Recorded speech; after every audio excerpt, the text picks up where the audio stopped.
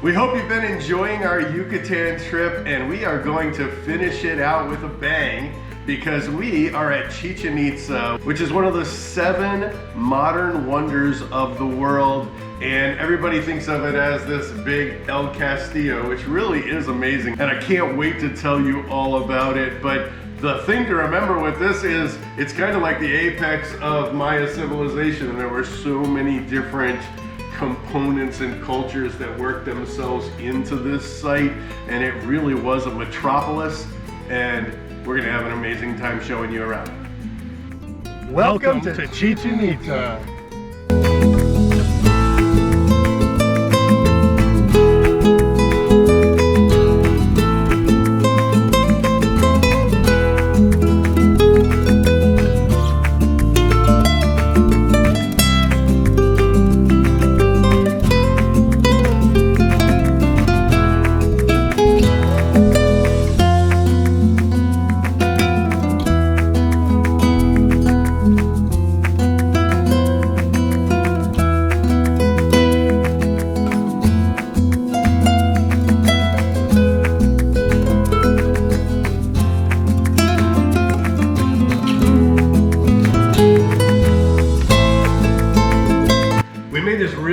Decision, I think, and we stayed in Valladolid, which is in Quintana Roo, and right there next to Ek Balam, which we visited earlier, and Chichen Itza. And we did this for a very strategic purpose because you can go visit Chichen Itza from pretty much anywhere in the region, but from Valladolid you don't have to wake up at like 4 in the morning to be the first one there. And so we woke up still pretty early. We got there about 20 minutes before everybody else, and there was already a line. So this place is popular. When you have a UNESCO site that's one of the World Heritage Sites, and it's one of the world wonders apparently, then you're gonna have a lot of people there. We waited in line, and we finally got up to where we got to pay, and it was like $27 a person, which seems a little bit heavy. That's almost like Costa Rica prices, which is where we are right now.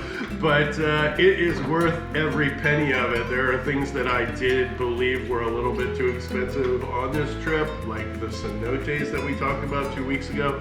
But Chichen Itza is worth the $27, and you do that, you go in, and there's only really one other speed bump, I would say.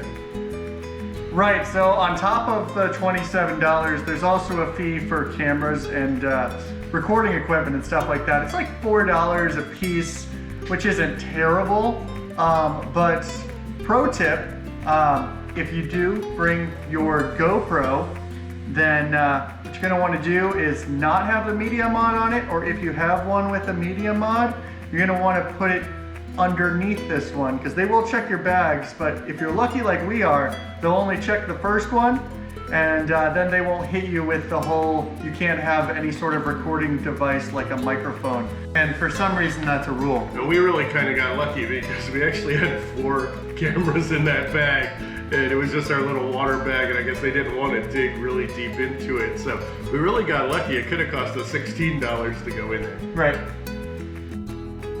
Then we finally got in after paying all these fees, and it was actually really nice. You know, it was a really beautiful walk with trees on all sides, and what I liked is that it was pretty peaceful because it was so early. Not all of the vendors were set up. In fact, it was probably like 5% of them. So we didn't have a whole lot of people trying to hassle us, trying to get us to buy their souvenirs and such. Yeah, the last time we went, it was like wall to wall because we went off of a cruise, and you didn't even notice the defensive wall. And so I had read about it, and I had wondered where it was the first time.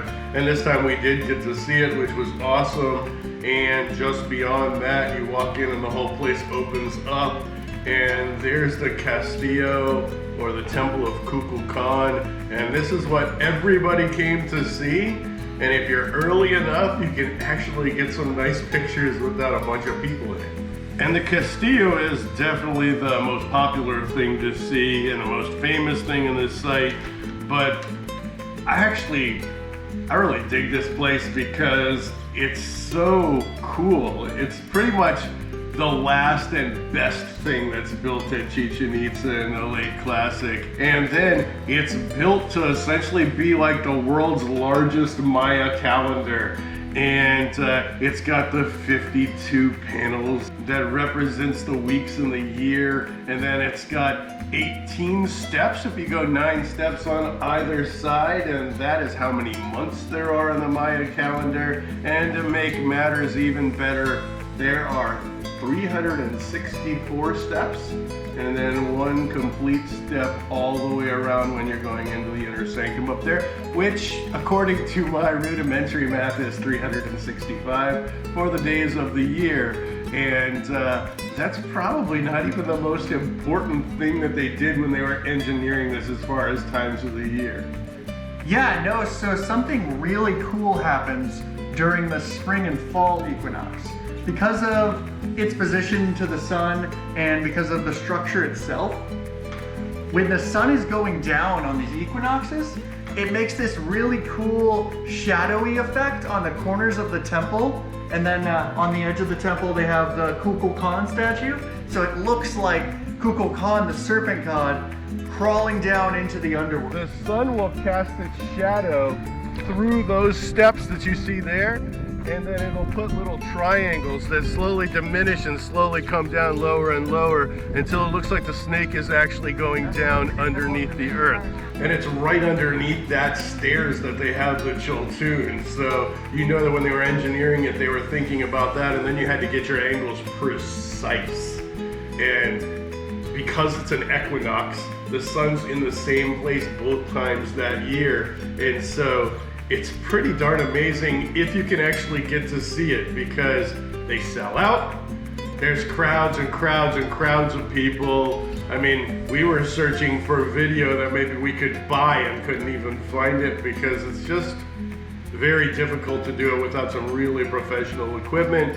But I think it would be worth going. We've been to Chichen Itza twice now, and I really do want to go back, not only because I really want to see that equinox serpent crawling down into the underworld thing, but also because I want to see Chichen Viejo, which is like the old Chichen Itza, and it's been closed for like several years, but it's finally going to be open this year, and hopefully when I want to go again, it will be open at that point because I really want to see that. And a little lesson from my Spanglish, Viejo means old, so this is old Chichen, and it actually is really contemporary with a lot of the things that I studied. And Itza, who had a well here, Chichen, all right, so the cenote here was actually Chichen Itza. They moved up and started a community here just as the supposed collapse was happening, and they set up more of like a saltwater oriented and a water trade oriented community. Then Kook architecture comes in, and we're not sure of who brought that in, and they really develop into a city at that point. And so then eventually Kukulkan comes over, and then we get what we all think of as Chichen Itza. Right, yeah, Chichen Viejo looks awesome, but coming back to the Castillo, another cool thing that I liked about the Castillo was the built-in acoustics. So here we are at Chichen Itza, and this was once the capital of the Yucatan. So this building was really important for speeches, and it's designed so that if you speak from all the way up there into the temple, it will reverberate all the way out here. So if you can hear the people behind us, if you clap, there's an interesting reverberation. Also, it's like the perfect place to take Instagram photos. So come here, come experience it for yourself, because it's really just hard to put into words. It's amazing. All right, give me some Insta magic poses. So after we got done taking our fun little photos, we went and walked over to the ball court, which this ball court is just insanely big, much larger than the ball courts I've seen. Yeah, I think they call it the Great Ball Court for a reason. It's probably the greatest ball court that I've ever seen, especially in the Maya world. But that really depends on whether you're the one trying to score in that hole that's way up high. Yeah, it was crazy, but I really loved your lesson on the game itself. So we're standing here And this is the ball court at Chichen Itza, and the ball court at Chichen Itza is the largest that I've ever seen, especially restored. It is absolutely gorgeous. So I wanted to tell you guys a little bit about the game that was played here. And so what we know of the game, there would be two teams. Some say that one team would have been captives and one of them would have been like the home team or whatever. And but either way, there were two teams, and the point of the game was to get the ball to either go through or hit the rings that are up here. And these are really high. A lot of the smaller sites had smaller ones. It seemed a whole lot more doable. The hypothesis is that you'd get like 1 point if it hit the outside of the ring, and you'd get like 3 or 5 points or infinity points, who knows, when it went through. There was another hypothesis that said that the first person who got it through, the whole game was over. But what they do agree on is that what happened in the game was supposed to be a picture of what was going to happen during the time where they were going and getting all their crops and stuff. So it had to do with the prosperity of the year, and however this played out, people would come and they'd watch it, and maybe they had their favorite people and they'd root for them and that kind of thing. But according to one, probably the most recognizable theory, the guy who won the game got the honor of being sacrificed. Oh yeah, nice. A lot of people now think it was actually the losers, but I mean, that makes more sense. But I mean, it must be a big honor to get sacrificed back in the day. So I would not practice. I think if that was the case, I'd be like, oh, I'm one of these bodies out here. Hopefully I still look in good shape. I'm 22 years old. I'm kicking the ball around, but I'm not practicing. I'm not even going to score a point. So, yeah, I'm there. I'll give assists. Here's your assist, buddy. I did good assisting in the college anyway. So there you go. But yeah, this is really a gorgeous place.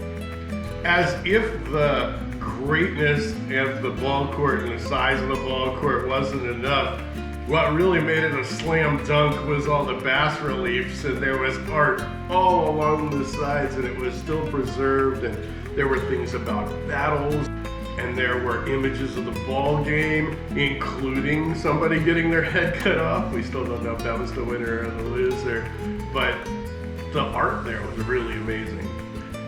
Yeah, it was really cool. I loved walking along and looking at those. They were in pretty good shape, and you could see a lot of detail in them. But then we went over to this really cool little temple thing we could see in the distance, and it ended up actually being the temple of the eagles and jaguars, which made a lot of sense because there were bas reliefs of eagles and jaguars there. What I liked about these bas reliefs is they were in insanely great shape. The hieroglyphs are very infrequent to be in this good a shape unless it was a secondary building, like it was a structure under a structure, right. And then sometimes they'll get preserved like that. My take is you've got a jaguar. I don't know what the jaguar is eating, but it does look like this buzzard or condor or whatever this is might be eating a human heart, which is kind of cool. This is definitely post-classic with the Quetzalcoatl, Kukulkan things all over it. Very small little temple. Yeah. There may have actually just been like a hut on top. So, these are Quetzalcoatl heads? Yes. So they kind of have like the body carved into it. If you look, you got like a feathery... Right, okay. Like a tail and the feathers. So it's not just the head, it actually kind of has the body. It's really interesting.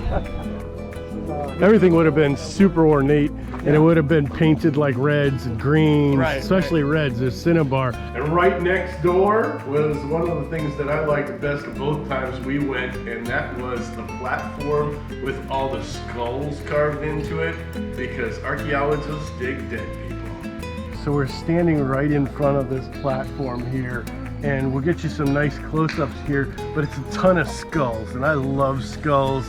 And there's a few hypotheses on this. Some people say that they think it had to do with a bunch of people that were sacrificed. Some people say that it had to do with a bunch of people who were warriors who may have died in some sort of war or whatever. Either way, it's really cool. I'd like to suggest this is a hypothesis. So we're right near the ball court, right here. What if these are the skulls of everybody who was sacrificed after a ball game.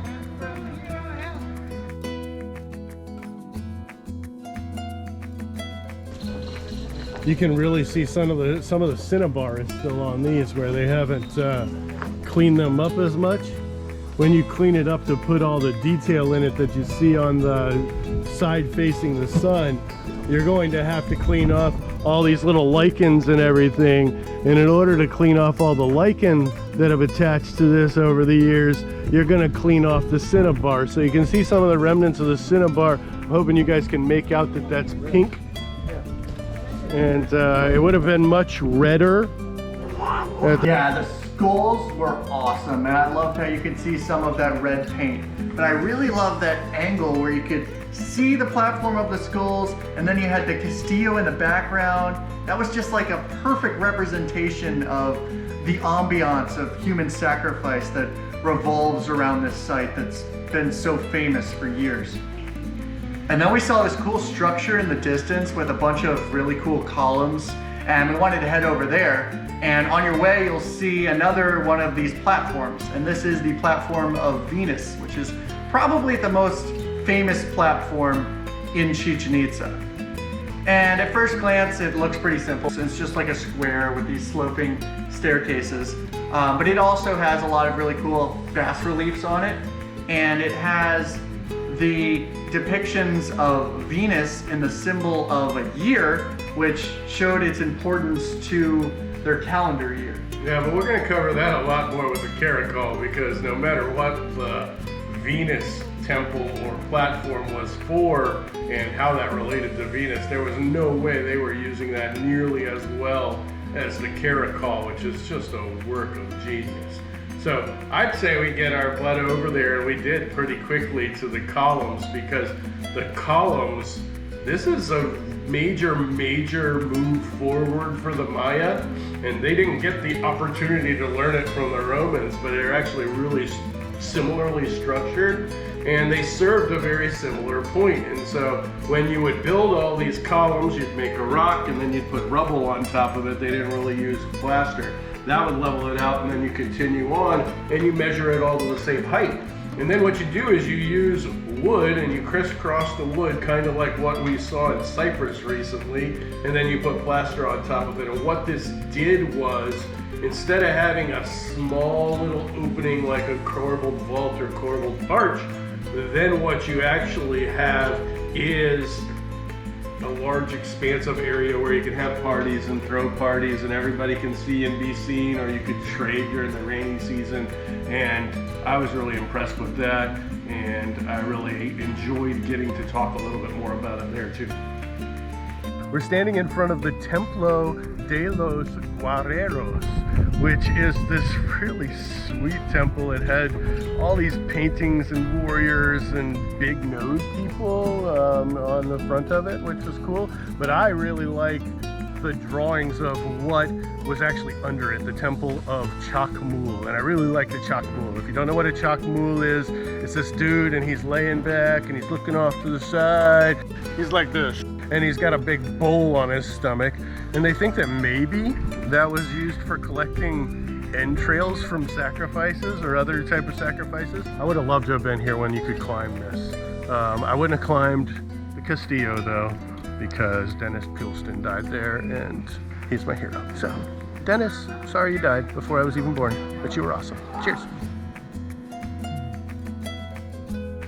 I would have liked to have gotten closer to the Temple of the Warriors as well, or maybe even climbed it as you suggested. But either way, it was cool to get so close to all of those columns, and it kind of reminded me of the columns that you see in Europe and Italy, and what I expect Greece to look like. And that was really cool, and I know Kaylin really enjoyed it too. How are you enjoying Chichen Itza so far? It's beautiful. And at the end of the 1,000 columns, there was a really cool, not reconstructed structure there that turned out to be a market, and kind of made sense. It looked like an agora to me.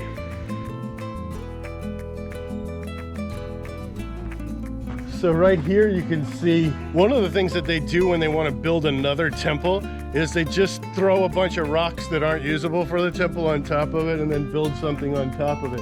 So you can actually see in situ here some of the columns that were covered up by whatever small temple they built here.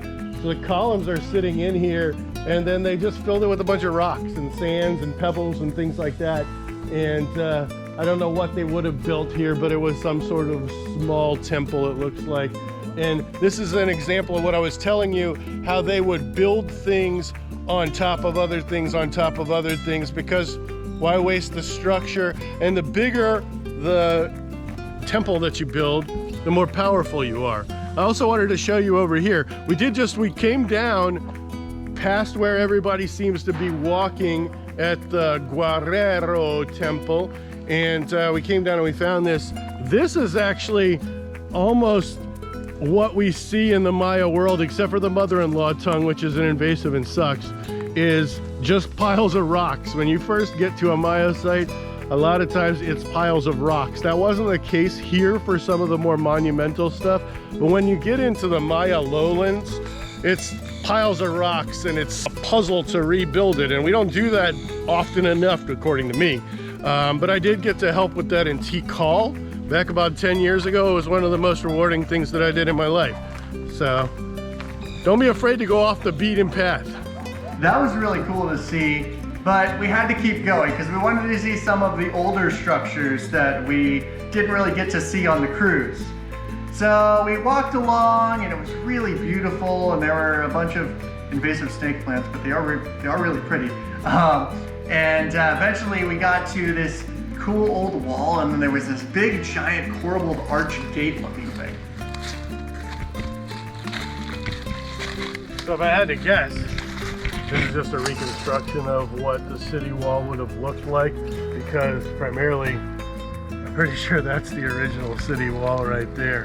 And it was significantly thicker. I do think they did a really great job of reconstructing the corbelled arch that probably would have been your primary way of coming into here. You see this a lot down in the Maya lowlands where they've got the corbelled arch. A lot of times if this was a structure, just inside of it, there'd be this little portico where the guard would stay. And the guard would be there to try to keep you from getting through. They didn't really have gates that I know of, but somebody prove me wrong. Let me know in the bottom, because it's been 15 years since I was studying and I didn't study up here. So did they have a gate on this? Let me know. After you go through the gate that would have once been a defensive wall, it's just a hop, skip, and a jump over to the Stolok Cenote, and that was really beautiful. So here we are at the Stolok Cenote, and it's just a gorgeous little cenote. And they believe that they may have done sacrifices. And so when archaeologists went and looked in the water, they found gold and they found human remains. And so it's really cool. And later on, we're going to be going into some cenotes. Maybe we'll be able to find some gold too. One can hope. So we're sitting right in front of the Stolok Temple, which is named after the cenote that is right next to it. And this is where a lot of the sacrifices would have probably gone on. It also was right during the Terminal Classic period, which is when you've got the classic Maya collapse that everybody talks about happening down in the lowlands, where they more dispersed than collapsed. Here, they did not disperse quite as quickly, and even when they did, this still was a really sacred place. So people would come here as a pilgrimage, and then it flourished again. And so most of what the traditional person who comes and visits here sees is all late classic. And it's all after the Toltec influence. So it's Itza combined with Toltec. And the real treasure to me, though, is coming back here and seeing some of the similarities in architecture between this and the stuff down in the lowlands.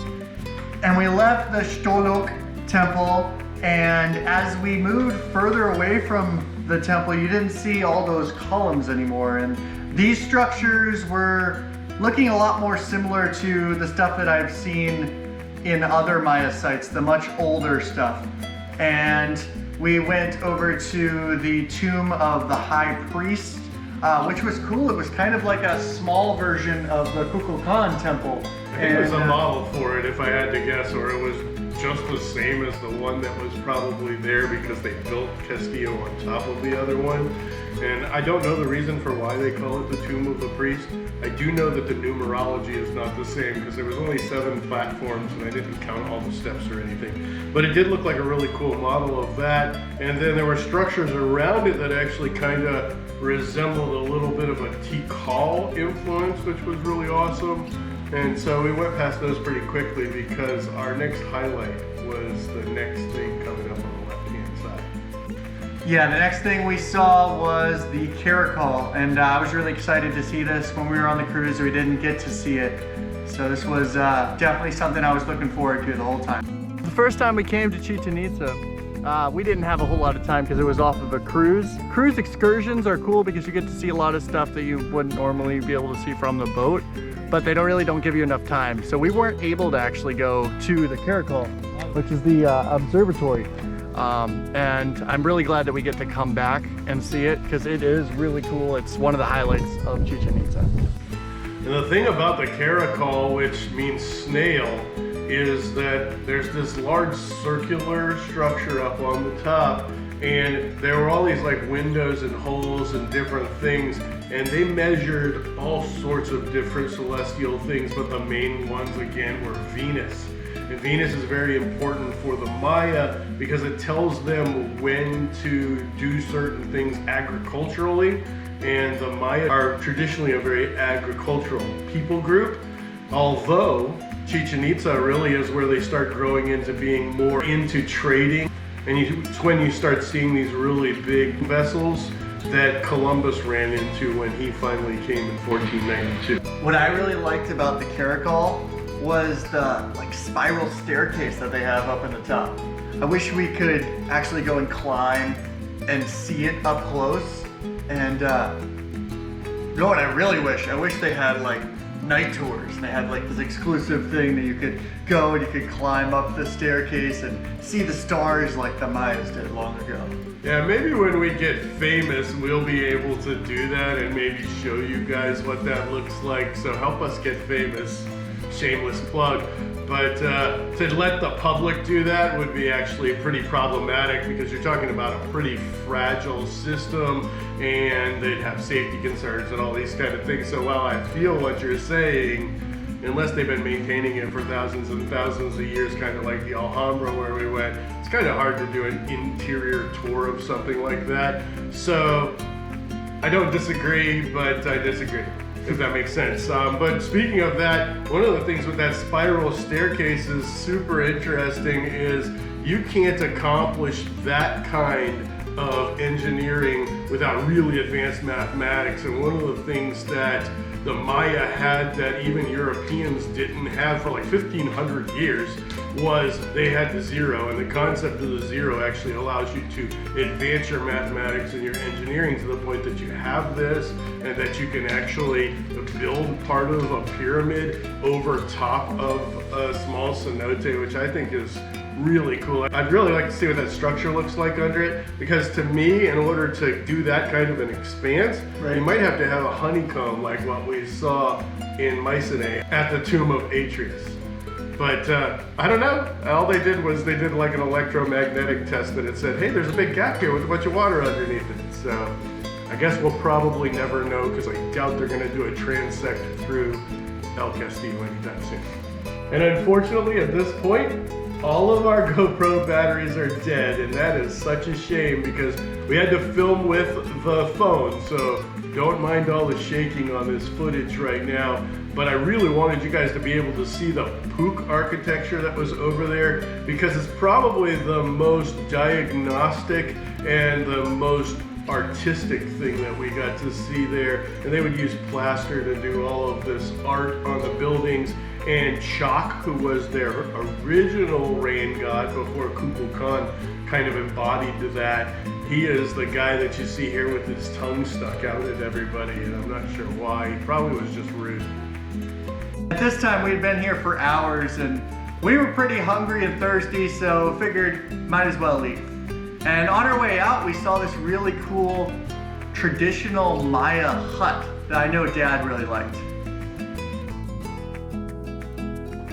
So they got a sweet little mock-up of a mud hut. And this is still used in a lot of like the Petén of Guatemala and probably some of Mexico. I'm just not as familiar with Mexico. And so what they'll do is they'll build a structure with wood, and this is how most of the main houses were made.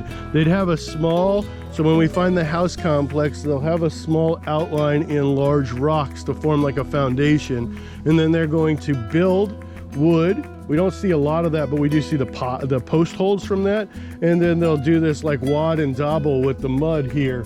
And the way that they thatch the roof, I don't know if you guys can make it out in here. This isn't the best low light camera.